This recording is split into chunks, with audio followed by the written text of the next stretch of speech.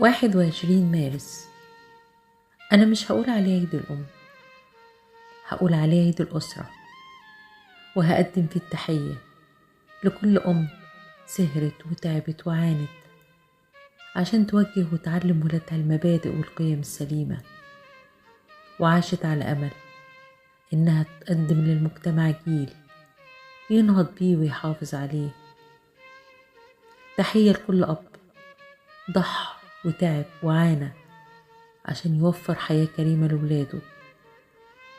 تحية لكل ابن وابنة عرف قيمة أبوه وأمه واحترمهم وهو صغير، وقدم لهم الرعاية لما كبروا واحتاجوا لمساعدته وكان بار بيهم.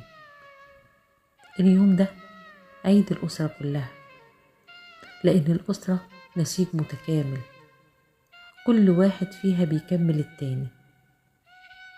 كل سنة وكل أمهاتنا وأبائنا بخير وصحة وسعادة، ومش هننسى أبائنا وأمهاتنا اللي بقوا في رحمة ربنا، هندعي لهم بالرحمة ونتصدق عليهم، وده نوع من أنواع البر بيهم.